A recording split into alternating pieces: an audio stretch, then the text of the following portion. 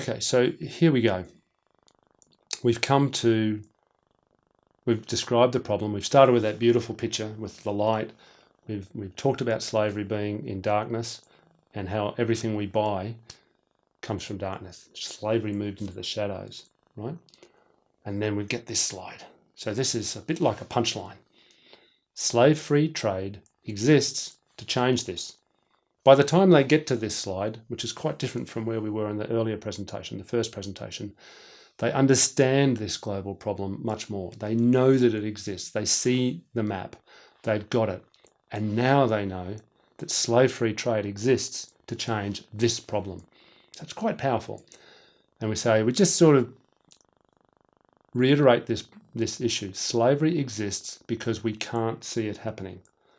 If we could, it would stop. If we could see slavery happening, it would stop. And then in big red text, so people really get it.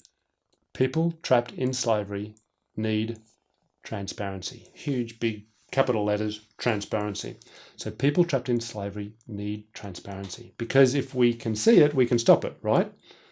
So we're bringing all that here. So we exist to shine a light, okay, to shine a light into the darkness, to shine a light on global supply chains, to create a world where the things we buy are made in freedom. That's pretty powerful. And we've got the Made in Freedom stamp down there. So I find this, like, if you don't really understand why slave-free trade exists, you do now. They exist to shine a light into that darkness of global supply chains. Okay, initially we had words on there like opacity and also it's a bit complex.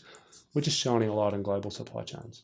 Okay, so it's quite simple and our objective is to create a world where the things we buy are made in freedom. Well, I'm finding it quite inspiring. I hope you are. So boom, there we are. This is why slave-free trade exists. Okay, well that feels pretty good. I like it. And now we're going to start telling the story. So what's the story of slave-free trade? So we know why you exist. Well, tell us a bit about slave-free trade, because you've really convinced us that this is an important thing. So we've got this is probably the slide with the most text, but it's telling a story. And it's not telling it into, the great detail, but it was founded in 2016, so we've got a date, by Brian Iselin. We've got a person who has worked in counter-slavery for the last 18 years. So that sounds like a long time. It sounds like he should know something about it, right? So we've got expertise. And then it talks about how in 2003, Brian investigated the death of a 12-year-old Khmer boy who had been shot in the head and dumped overboard from a boat where he'd been catching prawns, and that those prawns ended up in a supermarket freezers in Europe. Okay, so we've got that emotional connection and we've got a personal connection from Brian to this issue. And as a result of that, and many other stories that Brian has seen over so many years in his work to try and stop counter slavery work, he set up slave-free trade. So we've got a connection to the founding story of the organisation, and we've got a connection to the founder, and it's an emotional connection. So I find this a very powerful slide, and we keep it pretty simple. Our story, right? So there we go. We're keeping things relatively simple, moving them forward. And then we tried to decide whether we'd keep the slide in or not, but I think it's important because we've got the slave-free trade logo there, and it just says a little bit of text to explain the logic so that they can start to understand more about slave-free trade as an organisation. So the blues symbolise freedom and hope, the leaf symbolises the products that we buy, and the hand is there to remind us about the people who make those products. Cool. I'm starting to get a feeling for the organisation, that they're passionate people, they're intense people, they want to make a difference. So I'm starting to feel warm to these people. This is pretty good. I understand the problem, and now I understand who they are, and I understand why they're doing the work. So I'm starting to get pretty interested here, starting to get inspired that I could be talking to people, that these people have sent me a presentation that I should be interested in because they're doing great stuff and they're great people. But now we're going to get into some detail. So this is about their organisation. Don't need to read it all, but there it is. And it's a simple heading, our organisation. So we've got our story, we've got the problem, we've got who we are, our story, and now we've got more details. We're starting to dive down our organisation. And again, you'll notice the slide is clean. There's not pictures everywhere, and this has been a theme so far. We've had a couple of pictures, but it's just pretty clean. So I can go through this and focus on the words without looking at the picture and trying to understand what the connection is between the picture and the word. And if the picture's a bit unclear, what is that a picture of? No, that's a massive distraction. So it's just, we're a Swiss not-profit. We've got 40 mission-driven people globally dispersed.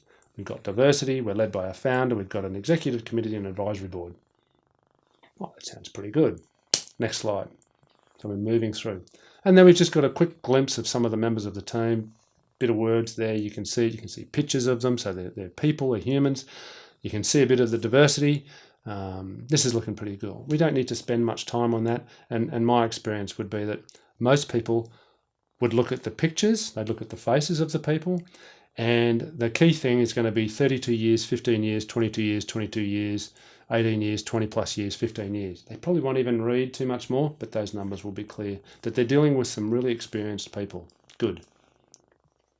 Now, we're going to ask these people. The idea is that we're sending this to investors to ask them for money. Okay, so what are we asking them the money for? Why do we need the money? So we need to try and convey this to them. So what is our approach to solving this problem? And I wash my mouth out because I used the S word, solving, right? Remember in the first presentation we talked about not using solving. Okay, so what is our approach to grappling with this problem? You see, even I, who look at these things, say all the time, still use the S word. Let's stay away from the word solving. Our slave-free trade has an approach that's going to grapple with this. So what have they done? They've got a pillar one. Okay, so this straight away makes me think there must be two, at least. Maybe there's more. Anyway, so pillar one. And pillar, it's a strong word, like it holds up a building, right? So they have a human rights framework. They've created a human rights framework with 10 principles, 100 indicators, 100 universally applicable observational and experiential questions. A little bit complex, the words, but not too bad. And we have put a picture here because a couple of reasons. I think it shows the principles and I can read them. No forced labour. Yep. No child labour. Yeah, I get that. No discrimination. So these are the headings of the principles. So I'm working through that fair pay and hours, freedom of association, so I can start to see what this human rights framework, this pillar is. And it seems to me like it's a strong pillar. I like it. And it's colourful. It brings colour into the thing. We've had a lot of clean slides. So to have a bit of colour every now and then is quite useful. It just breaks it up for the viewer. It just brings in some life. So I think this is quite a nice slide. Pillar 2, okay. And what's that? Oh, we've got rights tech. We're building Libertas technology. I like the name, Libertas, liberty, freedom, get it. We do have a picture there. We discussed whether we need that picture or not. Maybe it could be a different picture, but it's about rights tech. So we've got a computer, we've got someone there on a clearly a worker next to a tractor looking at a phone. Then we've got a big factory. So this is giving me the impression that this tech can be applied in a number of places. Okay, what does it do? It benchmarks an organisation's policies against our human rights framework, which we just saw, and we felt pretty good about that framework. Okay, good.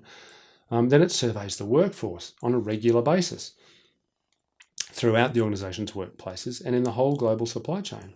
Okay, and then we rate them against the human rights framework. And the tech aggregates results and displays them on our platform. Transparency, there it is. Okay, so I'm feeling pretty good about it. I understand what you're doing. Remember last presentation, after about slide 3, I had no idea. Right, now we're there. Not only do I understand there's a global problem, I understand who you are, why you exist, and now I'm getting to what you're doing to grapple with this issue.